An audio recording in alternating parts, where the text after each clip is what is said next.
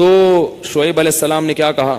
یا قومی لا یجرمنکم شقاقی ان یصیبکم مثل ما اصاب قوم نوح او قوم ہود او قوم صالح. اے میری قوم، تو اچھا اس قوم کو بھی واقعات معلوم تھے، اس آیت سے پتہ چلتا ہے. اے میری قوم، ایسا نہ ہو کہ جو عذاب نوح علیہ السلام کی قوم پہ آیا جس کا تمہیں پتہ ہے، یا جو عذاب قوم ہود پر آیا، یا جو عذاب قوم صالح پر آیا، ایسا نہ ہو کہ وہی تم پر بھی آ جائے. اور یہ بھی کہنے لگے وما قوم لوط منکم ببعید، لوط علیہ السلام کی قوم تو بہت قریب ہے تم سے، جا کے دیکھ لو ان کے حالات، وہ تو ابھی ماضی کا قریب کا قصہ ہے. وَيَا قَوْمِ لَا يَجْرِمَنْ وَيَا قَوْمِ اسْتَغْفِرُوا رَبَّكُمْ ثُمَّ تُوبُوا إِلَيْهِ. اے میری قوم اعتراضات چھوڑ دو، استغفروا ربکم، رب سے توبہ استغفار کرو. دیکھو وہ لوگ استغفار کا مطلب سمجھتے تھے، ہم لوگ استغفار کا مطلب نہیں سمجھتے. جب شعیب علیہ السلام نے کہا استغفار کرو تو ایسا تو ان کے لیے تو بڑا آسان تھا، ایک تسبیح استغفار کی صبح پڑھ لیتے، ایک تسبیح شام کو پڑھ لیتے. کہتے اتنی سی بات ہے تو ہمیں تو نماز پہ ویسی کوئی اعتراض نہیں، تو استغفار کی ایک تسبیح پہ کیا اعتراض ہوگا. وہ سمجھتے تھے کہ استغفار کا مطلب ہے گناہ سے توبہ، جو ڈنڈی مار رہے ہیں یہ چھوڑیں اور پھر اللہ سے توبہ کریں. یہ والی توبہ آج کل مارکیٹ سے کیا چل رہی ہے، بہت سی چیزیں مارکیٹ میں شارٹ ہو گئی ہیں بھائی. لوگ چینی کو روتے ہیں، یہ شارٹ ہو گئی، وہ شارٹ ہو گئی، وہ بھائی بہت ساری چیزیں شارٹ ہوئی ہوئی ہیں. تو یہ والی توبہ آج کل مارکیٹ سے کیا چل رہی ہے، شارٹ چل رہی ہے. استغفار استغفر اللہ، ڈرامہ دیکھ کے بھی استغفار ہو رہا ہے، ہائے ہائے کیسا ہو گیا، کیسی ہیروئن ہے، توبہ توبہ، ٹھیک ہے نا کیسا ہیرو ہے، ہائے اتنا گندا گانا، توبہ توبہ استغفر اللہ. تو یہ استغفار چل رہا ہے آج کل. تو استغفار کا مطلب وہ لوگ، بولو بھائی سمجھتے. وہ کچھ لوگ بیٹھے ہوئے تھے نا، ایک بس میں جا رہے تھے، سب ایک بس میں جا رہے تھے، ذرا دیندار تھے وہ، تو سب نے تہیہ کیا بھائی اگر کوئی لڑکی خاتون واتون نظر آ گئے نا تو استغفار پڑھنا بھائی، ٹھیک ہے نا، کیا کرنا ہے تاکہ نظریں نیچی کر لیں، توبہ استغفار. تو جیسے ہی ایک نے پڑھا نا استغفار استغفر اللہ، تو سب نے کہا کہاں ہے کہاں ہے کہاں ہے سب نے کیا کہا، وہ لاشعوری طور پر نکل گیا نا کہ چلو استغفار کریں گے لیکن دیکھ تو لیں، بولے بتا یار کہاں ہے کہاں. تو وہ لاشعوری طور پر ہوتا ہے بعض دفعہ. تو شعیب علیہ السلام نے کیا کہا، استغفروا ربکم ثم توبوا الیہ ان ربی قریب مجیب ان ربی رحیم ودود. ایک جگہ فرمایا رحیم بھی ہے اور بہت محبت کرنے والا ہے. ودود محبت کی سپرلیٹو ڈگری ہے، بہت محبت کرے گا تم سے، بہت زیادہ محبت، اتنی محبت کہ اس کے لیے تم نے گناہ چھوڑ دیا بھائی، بہت محبت کرے گا. تو ظاہر ہے اللہ جب محبت کرتا ہے تو ہماری طرح نہیں ہے کہ بہت محبت ہے بس ہے تو بھائی یہ پیسے دو، اتنی محبت ہے تو ٹھیک ہے نا.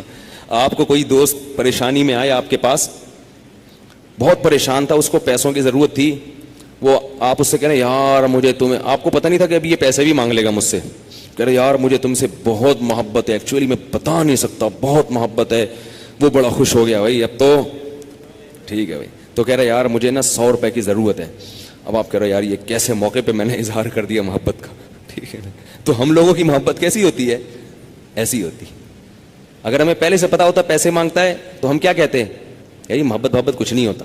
مفتی صاحب نے بیان کیا تھا لویریا پر، وہ جا کے سن لینا، پھر ایسا کہیں گے ہم. تو اللہ جب کہہ رہا ہے نا کہ استغفار کرو گے تو میں کیا کروں گا، ودود بے پناہ محبت کروں گا، بے پناہ محبت.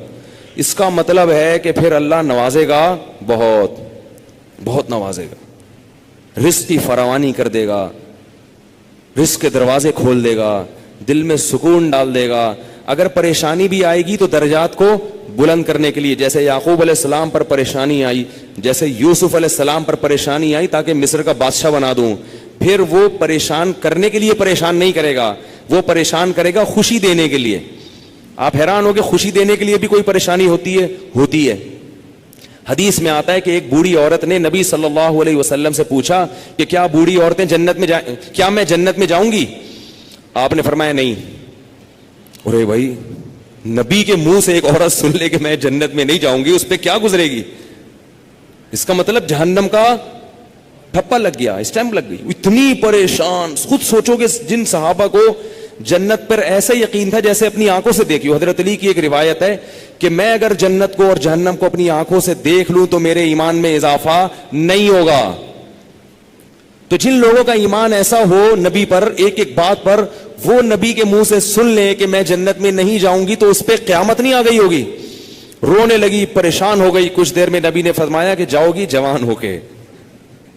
اس کنڈیشن میں اب یہاں ایک نقطہ اٹھایا ہے کہ بھئی ایسا مذاق کرنا جس سے تکلیف ہو, کسی مسلمان کو تکلیف دینا تو جائز نہیں ہے, تو نبی کیسے تکلیف دے سکتے ہیں؟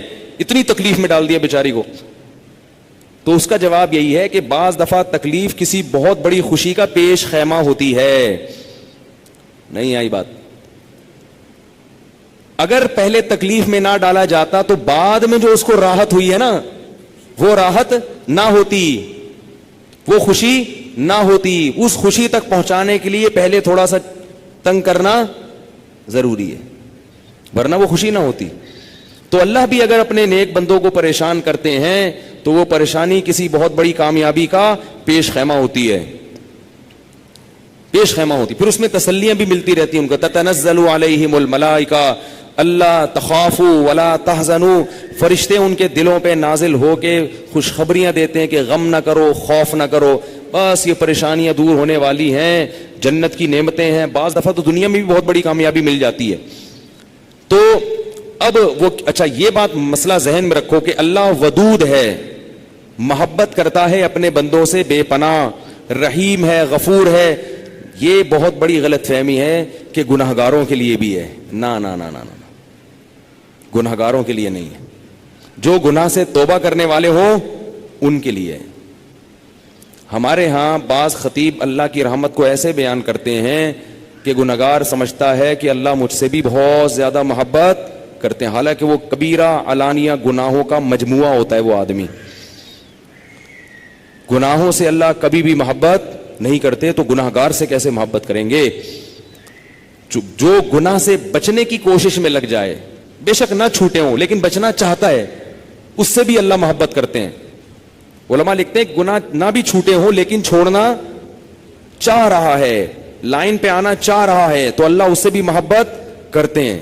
اس کے لیے وسائل پیدا کرتے ہیں, اسباب کیا آ جائے.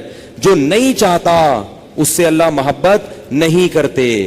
اللہ اس کے لیے غفور اور رحیم نہیں ہے. الا یہ کہ قانون یہ ہے, اللہ اپنی رحمت سے کسی کو بخش دیں تو ایک الگ بات ہے, قانون یہ نہیں ہے. قانون یہ ہے کہ وہ کیا ہے, عزیز ذو انتقام, غالب ہے اور انتقام لینے والا ہے. ان الذين يكسبون الاثم سيجزون بما كانوا يقترفون, جو گناہ کر رہے ہیں عنقریب پتہ چلے گا, عنقریب پکڑے جاؤ گے, عنقریب ٹھکائی لگے گی. تو جس سے محبت ہوتی ہے اس سے ایسے باتیں کی جاتی ہیں. آپ کو جس سے محبت ہے آپ اس کو دھمکیاں دیتے ہیں اس طریقے سے. اللہ فرماتے ہیں کہ تمتعوا, مزے اڑاؤ مزے, ان مصیرکم الی النار, آنا جہنم کی آگ کی طرف ہے. حدیث میں آتا ہے کہ میں سب سے زیادہ غیرت مند اور اللہ مجھ سے بھی زیادہ غیرت مند ہے. اور اللہ کی غیرت کو اس وقت جوش آتا ہے جب کوئی اللہ کے حرام کردہ کاموں میں سے کوئی کام کرتا ہے. یہ کون چیخ رہا ہے بھائی؟ ان کو سنبھالیں بچوں کو باہر, کیا ہو رہا ہے یہ پیچھے لوگ بیٹھے ہوئے ہیں دیکھ نہیں رہے ان کو. تو اللہ کو غیرت کس وقت آتی ہے؟ حدیث کے الفاظ ہیں کہ جب کوئی بندہ اللہ کے حرام کاموں میں سے کسی کام کا ارتکاب کرتا ہے. اللہ کھلا رہا ہے, اللہ پلا رہا ہے, پھر آپ ناجائز کی طرف جا رہے ہو. تو حدیث میں یہ نہیں آتا کہ جب کوئی بندہ گناہ کرتا ہے تو اللہ کو اس بھی محبت کا بڑا جوش آتا ہے. نہ نہ نہ, پھر اللہ کو غیرت آتی ہے اور اللہ کی صفت انتقام جوش میں آتی ہے.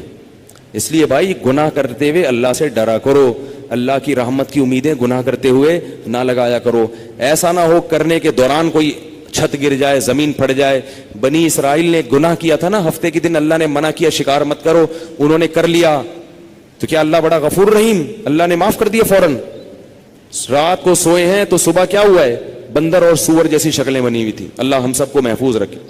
تو گناہ سے بچنا چاہو گے تو اللہ کی رحمتیں ہیں, اللہ کی محبتیں ہیں. گناہ سے بچنے کا ارادہ نہیں کرتے تو پھر جہنم ہے, پھر جنت نہیں ہے. سمجھ رہے ہو کہ نہیں سمجھ رہے بھائی؟ یہ باتیں کہتے ہوئے مجھے بھی ڈر لگتا ہے, مجھے بھی ڈر لگتا ہے.